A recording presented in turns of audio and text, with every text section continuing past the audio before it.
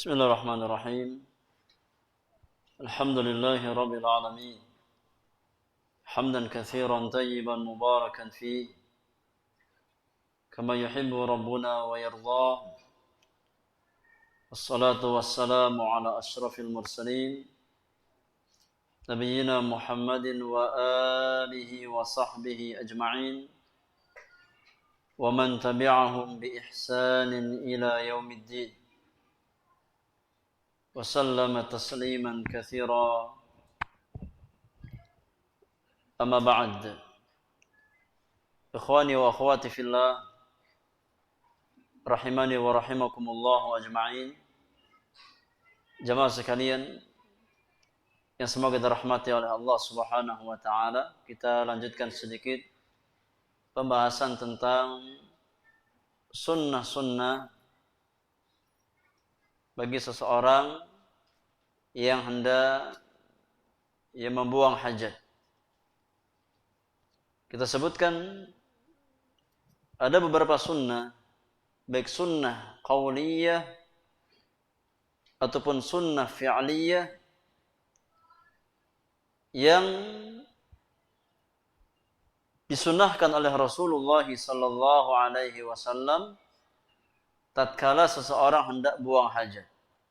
Di antara sunnah qauliyah adalah membaca doa tatkala kita masuk kamar mandi dan juga tatkala kita keluar dari kamar mandi. Di antara sunnah fi'liyah adalah seseorang mendahulukan kaki kirinya tatkala dia masuk ke kamar mandi dan mendahulukan kaki kanannya tatkala dia keluar dari kamar mandi. Di antara sunnah fi'liyah juga bahwasanya seseorang tidak boleh menyingkap auratnya sampai dia merasa aman dari pandangan manusia.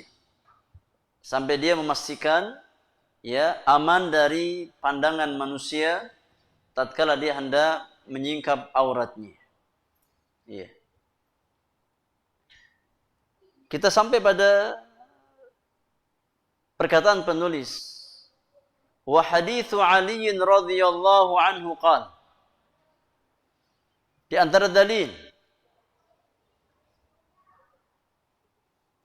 yang menunjukkan sunnah-sunnah di atas adalah hadis Ali bin Abi Thalib radhiyallahu taala anhu wa ardhah. Beliau berkata, Rasulullah sallallahu alaihi wasallam bersabda, kata Nabi yang mulia, satru ma bainal jinni wa aurati bani Adam idza dakhala al-khala'a an yaqula bismillah. Yakni hijab atau penghalang antara pandangan jin dan aurat anak Adam tatkala dia masuk ke dalam kamar mandi adalah ucapan seseorang tatkala dia membaca bismillah.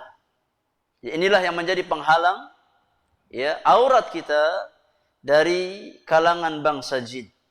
Dari kalangan bangsa jin.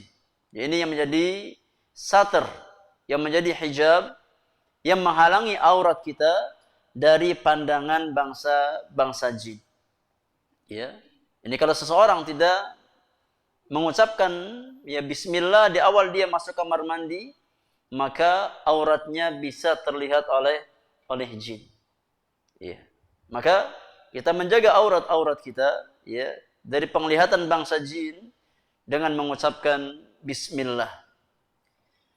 Kemudian wa hadithu Anas radhiyallahu anhu, di antara dalil yang lain yang menunjukkan sunnah-sunnah di atas adalah hadis Anas bin Malik radhiyallahu anhu wa ardhah. Kana Nabi sallallahu alaihi wasallam idza dakhala al-khala. Dahulu Rasulullah sallallahu alaihi wasallam tatkala beliau hendak masuk ke dalam tempat buang hajat. Maka Nabi yang mulia berucap, Allahumma inni a'udzubika minal khubuthi wal khaba'ith. Ya Allah, sesungguhnya aku berlindung kepadamu dari jin laki-laki dan jin perempuan. Maka itu diantara ya doa yang hendaknya kita baca tatkala kita masuk kamar mandi. Di antara dalil yang lain yang menunjukkan sunnah-sunnah di atas adalah hadis Aisyah radhiyallahu anha wa ardhaha. Hadis Ummul Mukminin Aisyah radhiyallahu anha, beliau berkata, "Kana sallallahu alaihi wasallam idza kharaja minal khala'i qala ghufranaka." Ya. Adalah Rasulullah sallallahu alaihi wasallam tatkala beliau keluar dari tempat buang hajat, maka Nabi berucap, "Ghufranaka." Ya Allah, aku memohon ampunanmu. Ya, maka ini di antara sunnah yang hendaknya kita baca tatkala kita keluar dari kamar mandi. Kemudian dalil yang lain yang juga menunjukkan ya sunnah-sunnah di atas adalah hadis Abdullah bin Umar radhiyallahu taala anhuma, anna an-nabiy sallallahu alaihi wasallam kana idza arada al-hajata la yarfa' thawbahu hatta yadnuwa minal ardi. Kata Ibnu Umar, dahulu Rasulullah sallallahu alaihi wasallam tatkala beliau hendak buang hajat, maka beliau tidak mengangkat kainnya. Ini tidak menyingkap aurat beliau sampai benar-benar ya merasa aman dari pandangan manusia. Ya, sampai dipastikan merasa aman dari pandangan manusia, ya, maka baru Nabi sallallahu alaihi wasallam menyingkap kain beliau untuk membuang hajat. Ya, maka ini jamaah yang Allah muliakan, di antara sunnah yang Nabi sallallahu alaihi wasallam tuntunkan kepada setiap muslim dan muslimah ya di dalam masalah buang hajat. Baik sunnah yang sifatnya qauliyah, ucapan lisan, ataupun sunnah fi'liyah yang bersifat yakni amal anggota badan. Maka di antara bukti ya kecintaan seorang hamba kepada Allah dan Rasulnya sallallahu alaihi wasallam adalah dengan berusaha berittiba', mengikuti petunjuk Nabi sallallahu alaihi wasallam dan mengamalkan ya sunnah-sunnah Rasulullah sallallahu alaihi wasallam sebagaimana yang Allah tabaraka wa taala firmankan di dalam Al-Qur'anul Karim di dalam surat Ali Imran ayat yang ke-31. Qul in kuntum tuhibbunallaha fattabi'uni yuhibbukumullahu wa yaghfir lakum dzunubakum wallahu ghafurur rahim. Katakan wahai Muhammad, ya, jika sekiranya kamu benar cinta kepada Allah Subhanahu wa taala, maka ikutilah petunjukku. Ikutilah syariatku, ikutilah sunnah-sunnahku, ya. Niscaya Allah Subhanahu wa taala akan mencintai dirimu dan Allah Subhanahu wa taala akan mengampuni dosa-dosamu. Ya. Maka bukti nyata cinta seorang mukmin ya tatkala dia mengklaim cinta kepada Allah dan Rasulnya sallallahu alaihi wasallam dengan berusaha untuk berjalan di atas apa yang Nabi sallallahu alaihi wasallam tuntunkan dan apa yang Nabi sallallahu alaihi wasallam sunnahkan. Ya. Semoga apa yang kita bahas di malam hari ini memberikan manfaat kepada kita semuanya dan bisa menjadikan ya ilmu yang bermanfaat untuk kita, bisa membuahkan amalan dalam kehidupan kita sehari-hari. Wallahu taala a'lam bissawab. Insyaallah masalah yang berikutnya, masalah yang keempat tentang perkara-perkara yang dilarang atau diharamkan tatkala seseorang ya membuang hajat. Ada larangan-larangan yang harus kita jauhi ya tatkala kita membuang hajat. Nah, sebagaimana ada perkara-perkara yang diperintahkan atau dianjurkan, maka ada perkara-perkara yang dilarang tatkala seseorang buang hajat. Nah, ini semua menunjukkan akan kesempurnaan syariat Allah Subhanahu wa taala, bahwasanya segala sesuatu sudah diatur ya di dalam agama Allah Subhanahu wa taala. Wallahu alam. Demikian jemaah yang Allah muliakan yang bisa kita bahas di malam hari ini. Selebihnya kalau ada hal-hal yang kurang difahami, kita beri kesempatan untuk berdiskusi, bersoal jawab 5 sampai 10 menit sebelum kita tutup majelis kita di malam hari ini. Wallahu taala a'la wa a'lam.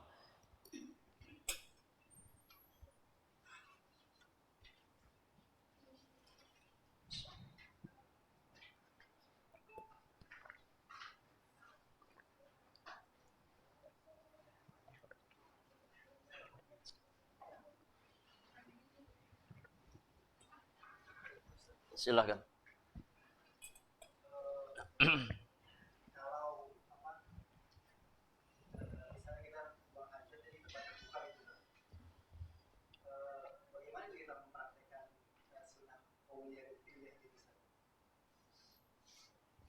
Barakallahu fiik. Nah, yakni hadis-hadis di atas ya menjelaskan tentang sunnah tersebut. Ya, yakni tatkala seseorang hendak membuang hajat di tempat yang terbuka, maka dahulu Rasulullah sallallahu alaihi wasallam yang dimaksudkan khala ya pada zaman Nabi ya tempat terbuka. Secara umum tempat terbuka. Ya. Maka mempraktekkan sunnah ya qauliyah atau sunnah fi'liyah tatkala kita memang ya yakni membuang hajat di tempat-tempat yang terbuka, ya kita praktekkan semampu kita. Ya, ini contoh kita mengambil tempat ya untuk membuang hajat. Kita ya dapat spot. Ya. Spot untuk untuk buang hajat ya. Ya kita sebelum kita yakni berdiam diri di tempat tersebut, ya kita praktekkan sunnah. Ya kita baca doa enggak ada masalah meskipun di tempat terbuka. Ya kita membaca doa, Allahumma inni a'udzubika minal khubuthi wal khaba'ith. Ya kita baca doa tersebut. Ya meskipun kita buang hajat di tempat terbuka. Ya. Karena mayoritas ya khala di zaman dahulu itu terbuka tempatnya. Ya makanya banyak riwayat Nabi sallallahu alaihi wasallam tatkala buang hajat itu menjauh dari pandangan manusia. Itu namanya khala. Ya. Dan Nabi mengajarkan tatkala seseorang ya ini hendak ke khala, maka dia membaca doa Allahumma inni a'udzubika minal khubuthi wal khaba'ith. Ya kita baca doa tersebut. Ya, ini tatkala kita hendak ya menuju satu tempat, ya kita baca doa tersebut. Ya, atau tatkala kita sudah dekat ya ke tempat yang kita tuju, maka kita baca doa. Ya, semudah yang bisa kita usahakan. Ya, demikian pula tatkala kita sudah selesai buang hajat, ya kita bangkit meninggalkan tempat tersebut, ya, kita mengucapkan apa? Ghufranaka. Ya, ghufranaka. Ya. Maka dalam masalah ini ya kita berusaha untuk tetap menjaga sunnah Rasulullah sallallahu alaihi wasallam semampu yang bisa kita usahakan. Ya baik sunnah qauliyah ya doa yang Nabi ajarkan ataupun sunnah fi'liyah ya berupa mendahulukan kaki kanan ya atau mendahulukan kaki kiri tatkala kita masuk ke dalam khala atau mendahulukan kaki kanan tatkala kita selesai dari buang hajat kita. Nah, semampu yang bisa kita usahakan. Nah, ini kita selesai bangkit, kita meninggalkan spot tersebut, ya kita dahulukan kaki kanan. Ya, dahulukan kaki kanan. Nah, kalau spotnya jelas ya, ada kamar mandi, ada WC, maka lebih mudah.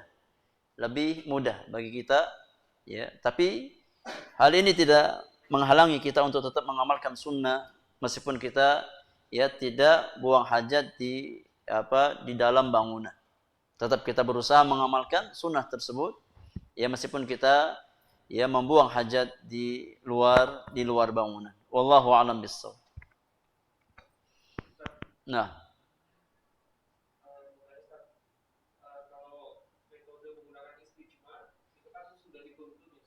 Nah,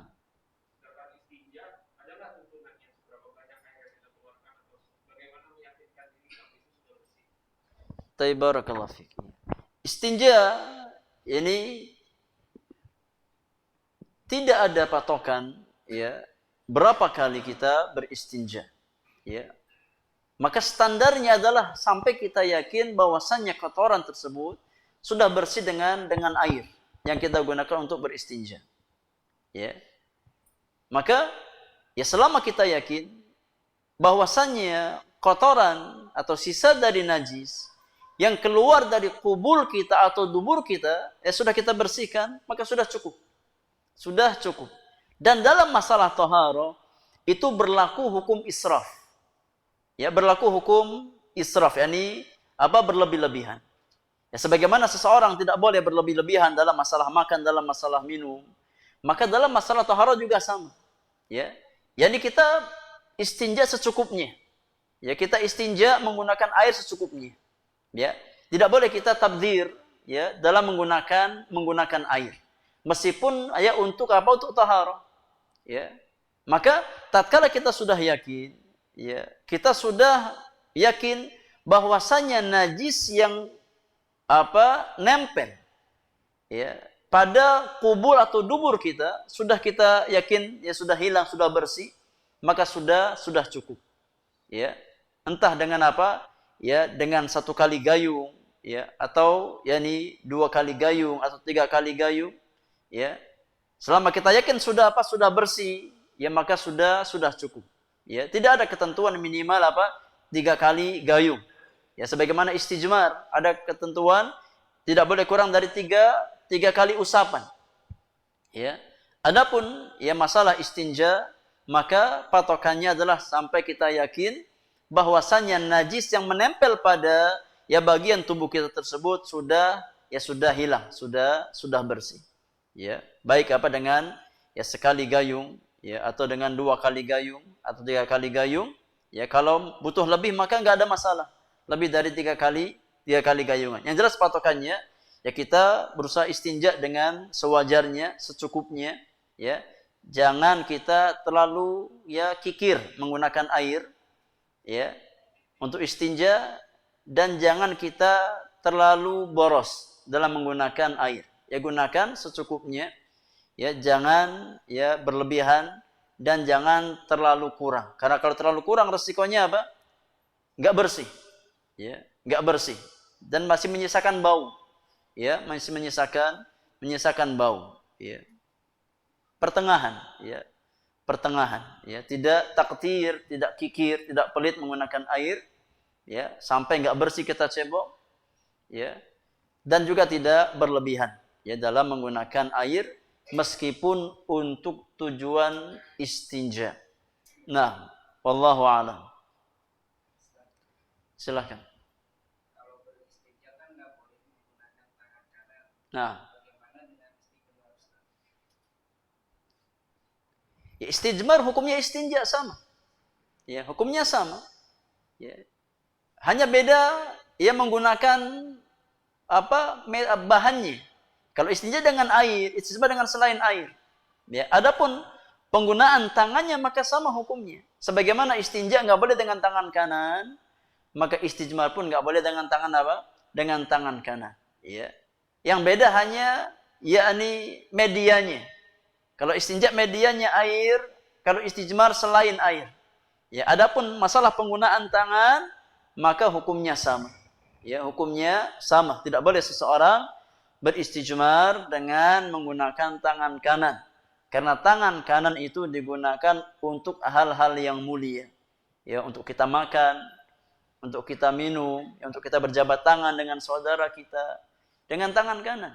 Ya, maka tidak boleh seseorang beristinja dan masuk ke dalamnya istijmar dengan menggunakan tangan kanan. Wallahu a'lam. Nah.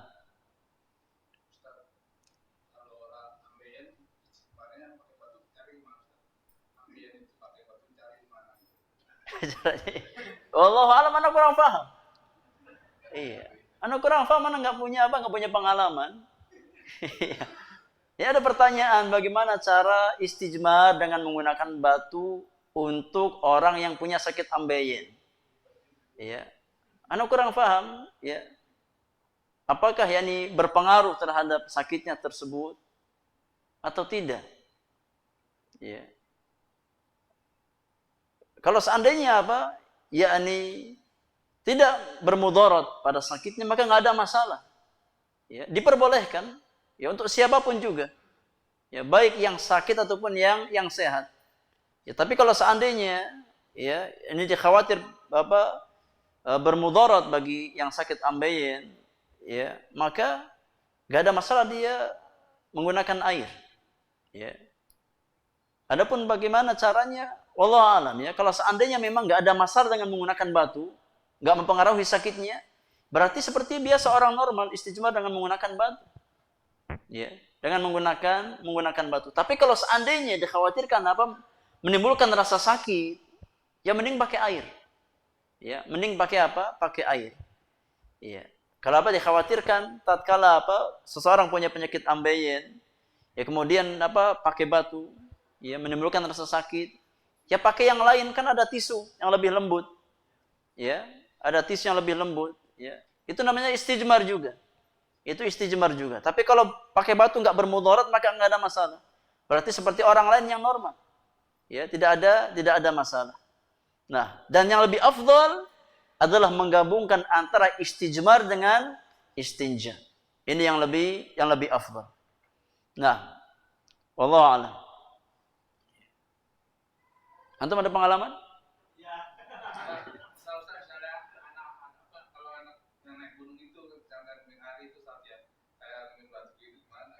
Hukum asalnya sama. Hukum asalnya sama. Ya. Yakni baik orang itu sakit ataupun tidak, yang namanya istijmar, ya, maka dia menggunakan selain air, selain media air. Ya, maka hukumnya sama. Nah, yang jadi masalah mudarat apa tidak? Itu tadi. Kalau seandainya memang nggak mudarat, ya, maka nggak ada masalah, berarti hukumnya sama, ya, sebagaimana orang yang normal. Nah, bisa dengan menggunakan batu atau selain batu. Wallahu a'lam. Silakan.